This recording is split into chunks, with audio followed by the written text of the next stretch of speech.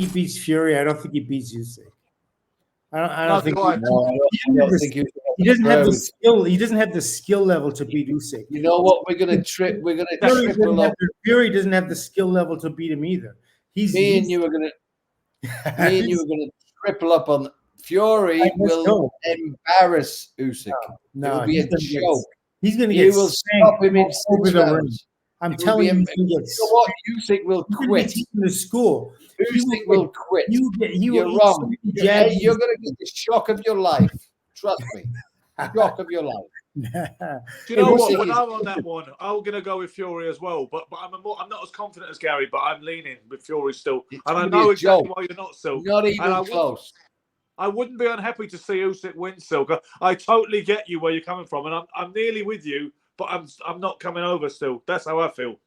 Don't worry, there's still time. There's still time. I will get you to the Daniel Dubois fight. I lost all respect for Usyk. He complained every round. Yeah, okay. Complained every round. That absolutely happened on the floor when he wasn't hit low. But that does not mean that he will not beat Usyk. The two are not even remotely the same. No, you don't like him because of the, yeah. But I don't think Fury's going to put him in that kind of position where he's going to question where he's going to have to question himself. He's going to batter him. I think it's going to be a disappointing fight, possibly, but. I mean, it could definitely be a stinker. Yes, it could be a stinker, but even Usyk still wins that. He's a cleaner puncher. He's a cleaner puncher than Tyson. Tyson is not a clear puncher. He's like a clubber kind of like body weight momentum puncher. He's not clean enough. He has to go like look. Even Dubois has cleaner punches than Fury. Fury hits hard when he loads up on you. Yeah. But he's it's not even the punching, it's the mental again. Fury will just destroy mentally, physically. You'll see. I'll tell you something. I respect Usyk's career. Give me a minute. I respect Usyk's career. It's not by accident that he's done all the things that he's done. So he must be great. I get it. But there's a certain. He showed in the Dubois fight to me fundamental defaults that for me were unforgivable. And I was such a fan of his before. I've never seen a fighter complain more in a fight before he got hit low. Non-stop complaint to the ref. It was embarrassing. I've never seen a fighter do that in my career. Everything that Dubois did, won't rewatch the fight. Every little thing that Dubois did, he complained about. Because Dubois made him, for some reason, he was uncomfortable. He was not, and he was competitive. Gary, this is what I think. I think looking at the physicality that affected him against Chisora, I don't think Chisora nearly beat him. I think Usyk won the fight, no problem. But it was the physicality that clearly bothered him and made him uncomfortable. Same thing in the Dubois fight. Joshua suits him, and he has a field day with Joshua. That's fair enough. But I think Joshua gave him too much distance and time. Yes, you can't give him distance and time. You get on him, and Fury's big enough. And smart enough to sit on him. He'll just pressure him, and he'll break like a little vase. Trust me. No, because Fury is he's hesitant because he doesn't want to get hit. He doesn't like getting hit. Yeah, he doesn't want to get hit by Ngannou, but he doesn't care if he doesn't care if Usyk being hit at all. He's not okay with being touched up. Again, Ngannou, mentally, Fury, everyone's terrified to get hit by Ngannou because he comes with the resume. When Tyson Fury fights Usyk, you think he's going to be afraid to get hit? Come on. Yeah. Usyk can't. He's not known as a puncher. Just watch what Joshua does to Ngannou. I said Joshua will destroy him. Yeah, and then you're going to tell me what was Tyson doing? So you can't even predict Tyson. You can't predict that Tyson's even going to have a balanced and effective fight. Why? Because he's had one bad performance against a UFC guy that he probably didn't get ready. You're like all the idiots who jumped the bandwagon before that fight. You loved him. No, I did not love him at all. Where are you? Where are you, Gary? I didn't say that at all. Tell him he's never been on board with Fury. But you wasn't so down on him as you are now. Never. No. He was. To be honest, he's pretty consistent. He would confidently pick Usyk if the Ngannou fight never happened. I know that. Really? Yes. Honestly, he did. He didn't jump on this after seeing Ngannou. It confirmed what he already believed. I thought he was a Tyson fan before the fight. No, he was not. Absolutely not. Okay. He was like, because I'm really mad at people who were writing him off now because of one silly performance against someone that was like a random event that was not even. I don't know. He made it. Everyone's allowed to make a fucking mistake. For me, Gary, it was bizarre, but I can't allow it to outweigh his whole career and my whole thinking on what he brings to the table. No, and I think it's a blessing because now he's going to really get ready because maybe he was getting a bit too big for his boots, and maybe now he'll train a little bit harder. One of the most famous sayings in boxing, and I'm forgetting what it is right now. Move your head. It is. No. You're only as good as your last fight. Yeah. Yes, but that is about public perception. It's not about the reality. No, it's not. It is the reality. It is a reality. That was his last fight. That was an exhibition. You showed your worth. You showed your worth in your last fight. You showed your worth. So okay. Holyfield, Bobby Ches. Okay. No. And then he beats Mike Tyson. Okay. And then he knocks out Mike Tyson. Okay. After Ches. Okay. Ben, okay. And you think Fury is? Let me make a comment to Silk. Ben, let me make a comment to Silk. You're only as good as your last fight. Usyk complained to the ref, then lied about a low blow and lay on the floor for 5 minutes. That's how good he is. Well, yeah, okay, so then no, you would take advantage. Your son, if you're lying then if you're legitimately hurt, like I believe he was, I don't disbelieve that. I believe he was hurt, so he milked it. If he was hurt to the body, he could have been knocked out and lost the fight. That's absolutely right. Listen, if he was hurt and he I don't know, cajoled or whatever. He lied. To get the time. Okay. So then he got away with it. So he got away with it. He did what he had to do to win that fight and to get back into that fight. If I have to bite you to win, do I deserve to win if I cheat?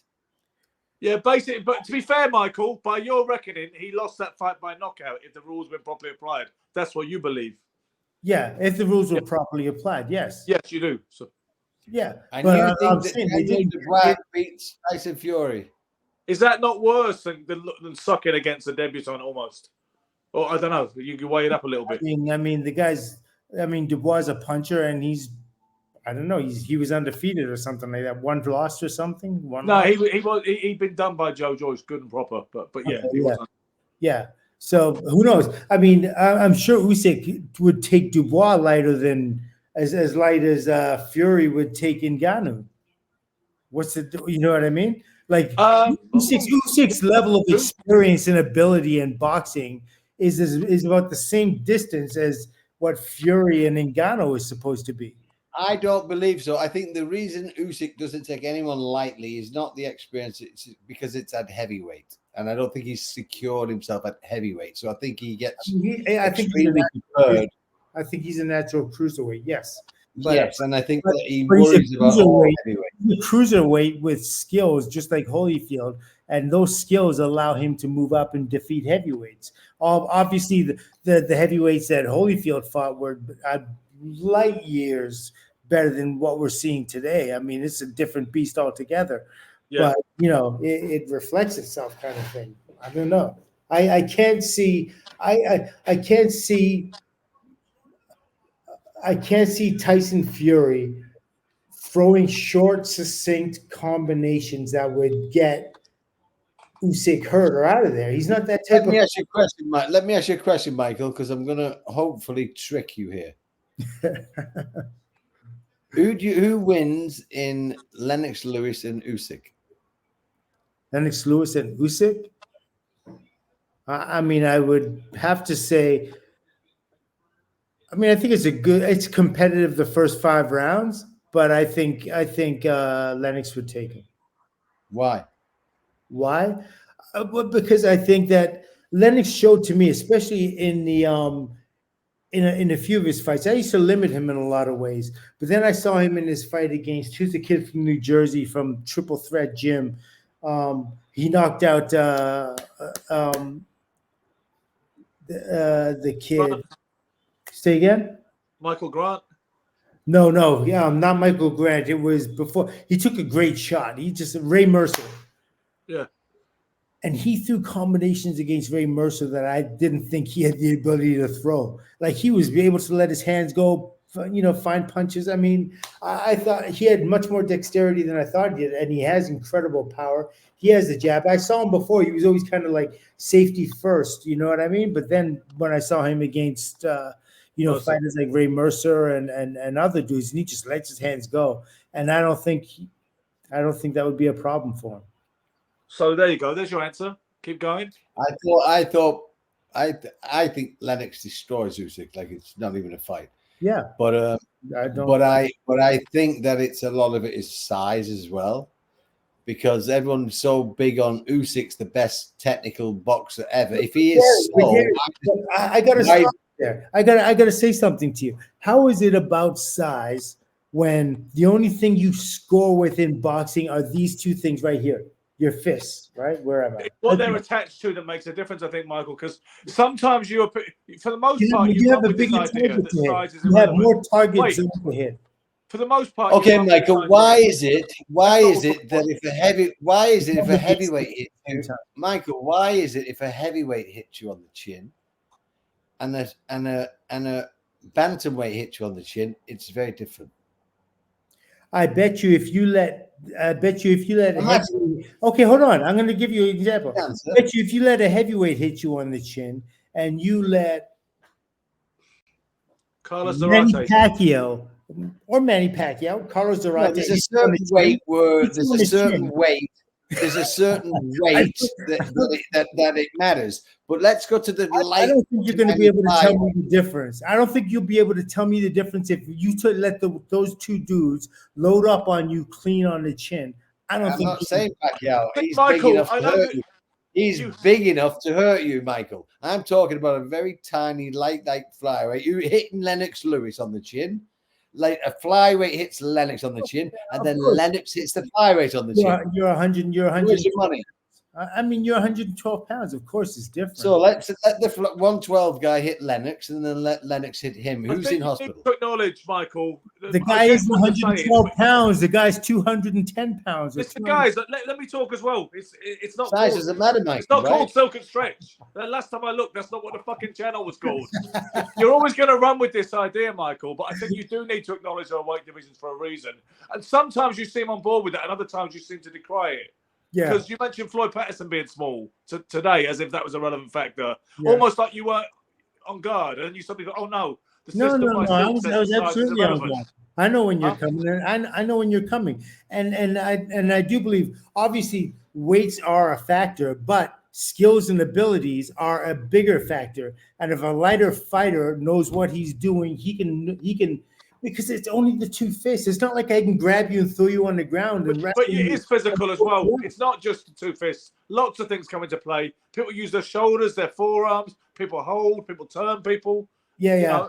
But boxing, if boxing were refereed in the correct way, you wouldn't have those issues.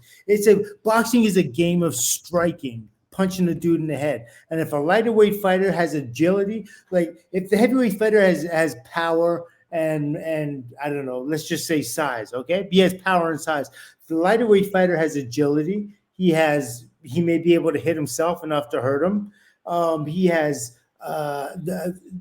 probably more stamina, the ability to throw a higher rate of punches, hit him at different angles. He has all these other advantages. Right now, the drag race with a Ferrari versus a drag racer, a drag racing dragmobile, whatever they call it, a dragmobile. Oops, they're going to go in a straight line. That's to their advantage. But if you do like Grand Prix and you have, you know what I mean, you're on a different track. It's a different way. It's who sets the fight.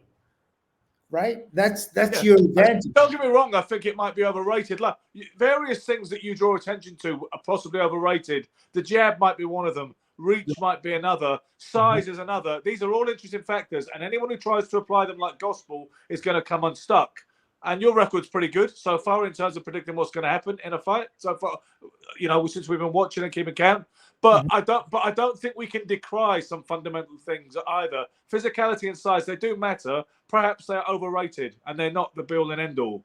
A good big one doesn't always beat a good little one. That I think we can all agree on that. So, I mean, how else do we explain guys like Henry Armstrong or even your boy Greb? How do you explain him moving up and why is it, Silk, that we credit and applaud multiple weight winners, if that's the case? And why is it many people move up and they're not as effective and get beat? They dominate their weight, and they move up and it just doesn't work anymore. Well, Gary feels at middleweight he wasn't the same animal, and that's why he wishes he'd had the opportunities at his natural weight. So he's absolutely believes that's important. So why is it so that people move up and are not dominant anymore when they dominated their weight, with better fighters in their weight than in the above weight, but they move up and they're just not the same? Why is that? Probably because of the level of conditioning. Their bodies are in better condition at a particular weight than they are in other ones. Sometimes guys add weight on purpose, and that's the wrong thing. Like I say with Terrence Crawford fighting the kid, Canelo. I don't think that he should try to get up to 168. I think he should come in at what he comes in at. That may be 154. That could be 157. For him to bulk up to fight Canelo is the biggest mistake he'll make. His body will not be able to carry that weight and will not work the same way he's used to. So he's going to make demands of his body in that fight, and it's not going to be the same body that he fought all those other times with. How about Michael Spence and Larry Holmes? I know your answer already. You think it was irrelevant in putting on that 25 pounds of muscle. Yeah. I absolutely do not believe that. Yeah, Michael, let me ask you, what would Larry have done? What was Larry going to do? Michael, I'm going to rest my case on this question. Give me two of your pound for pound fighters. Pound for pound? Sugar Ray Leonard and Muhammad Ali. Who wins in that fight? Sugar Ray Leonard and Muhammad Ali? Well, I mean, I would say Muhammad Ali has greater. He has great. You're telling me Ali's a better fighter than Leonard? You're on substances. He's not a better fighter than he's the best heavyweight in the world. He was not the fighter Leonard was. Trust me. I agree with you, Gary. Controversial as it is, I agree with you. Give me two. I would definitely have an argument with you on that. Two more, you know what? If you give me pound for pound, if you said Pacquiao and Roy Jones, who's your money on in that fight? Pacquiao and Roy Jones. It's on Roy Jones. Okay, it's always. I like the way he says it. He's trying to play out like weight's nothing to do with it, and it hasn't even occurred to him. He's going like, let me think. He's doing it in a way as if nobody should even be thinking about weight. I like the way he does that.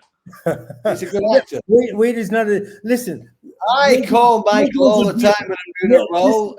Pacquiao doesn't fight the weight of he doesn't. He's not a mauler. He's a striker. And Roy Jones. Roy Jones is also a striker, so they would work really well together. You saw Duran. Roberto Duran was a striker. Now you saw Duran, and he got in the ring with guys like look. Duran got in the ring with guys like the light heavyweights, Nigel Benn. Just a ton of fighters, and it didn't matter their weight. And he went. But Duran didn't fight Nigel Benn. He sparred him. He didn't. No, that's what I said. Yeah, that's what I said. So who's your next favorite fighter right now? Give me one fighter who's a pound for pound. Another one. Pound for pound? Well, Crawford and Davis. I like Davis a lot. Okay.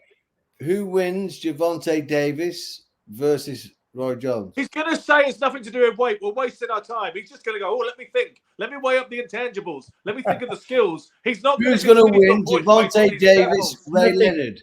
Who's going to win Javante Davis, Crawford? Give me Crawford, Leonard, Roy Jones, Javante Davis, all fighting Javante Davis.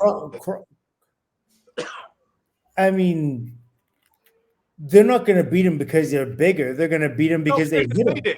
It doesn't. This is a line of questioning which is not going to establish what you're not going to hit him because they're going to hit him because they're bigger because they've got arms. They're going to hit him because they're bigger. I'm sure Javante Davis can get in the ring with anyone bigger and whoop their ass.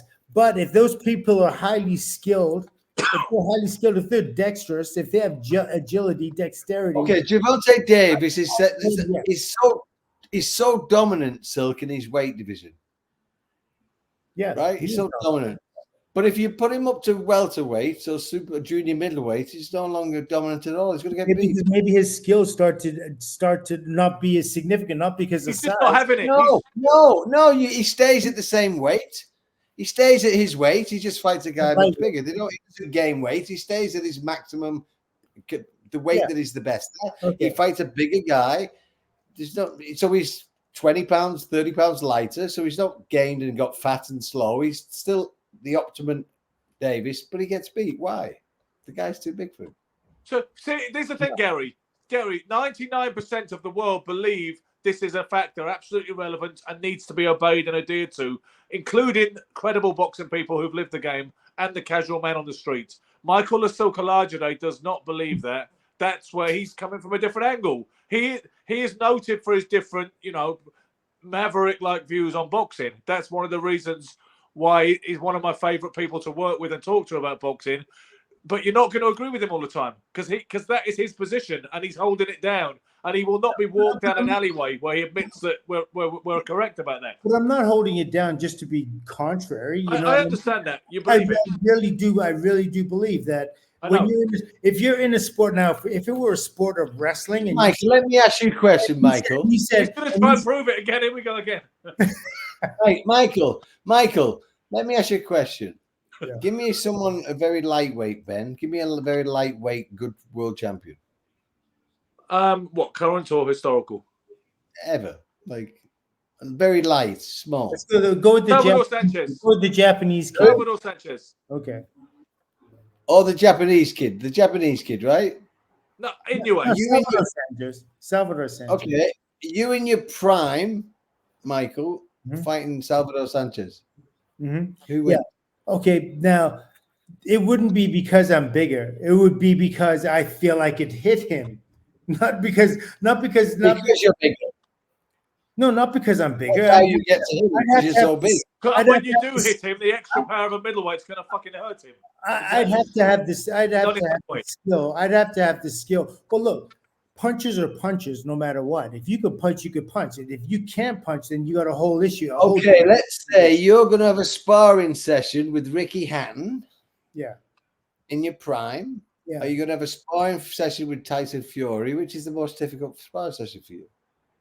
He's going to say he doesn't know. between Ricky Hatton. Well, the thing is with Ricky Hatton, he doesn't have defensive attributes. He doesn't have strong defensive attributes anyway. His defensive instincts aren't the same as like Tyson Fury's defensive attributes are a whole lot different, right?